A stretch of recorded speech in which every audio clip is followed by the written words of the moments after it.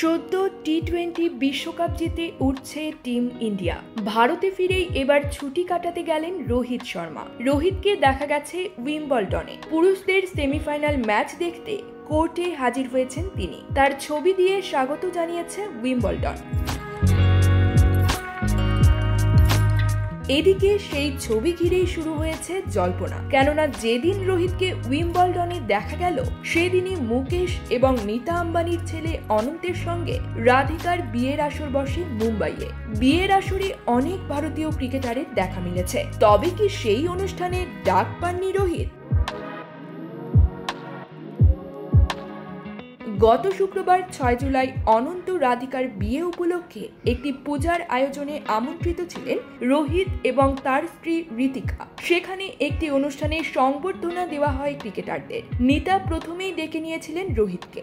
আম্বানিদের বড় ছেলে আকাশকে দেখা যায় রোহিতকে হাত ধরে মঞ্চে নিয়ে যাচ্ছেন। সেখানে রোহিতকে জড়িয়ে ধরেন নীতা, তাকে সংবর্ধনা দেন। রোহিতের কথা শোনেন, কেঁদে ফেলেন। যেভাবে অধিনায়ক হিসাবে তিনি সামনে থেকে নেতৃত্ব দিয়েছেন তার প্রশংসা করেন।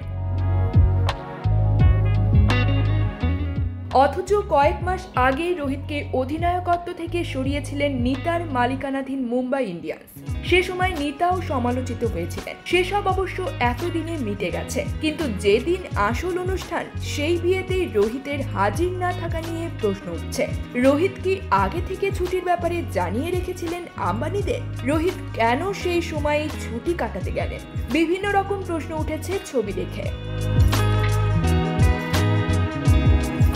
গত 29 জুন দক্ষিণ আফ্রিকাকে হারিয়ে টি-20 বিশ্বকাপ জেতে ভারত। ঘূর্ণিঝড় বেরিলের কারণে ভারতে ফিরতে কিছুটা দেরি হয় গোটা দলের। দেশে ফেরার পর দিল্লিতে প্রধানমন্ত্রীর সঙ্গে সাক্ষাৎ, মুম্বাইয়ে ট্রফি নিয়ে ছাদ খোলা বাসে প্যারেড করার পরের দিন মহারাষ্ট্রের মুখ্যমন্ত্রীর বাসভবনে যান রোহিত। তারপরে কিছুদিন কাটান পরিবারের সঙ্গে। এবার পরিবারকে নিয়েই ছুটি কাটাতে গিয়েছেন রোহিত। লন্ডনে গিয়ে মজে গিয়েছেন অন্য খেলায়।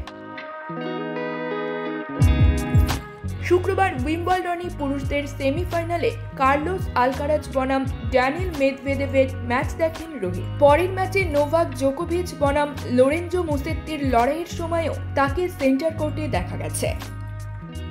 News desk, UKBD Times.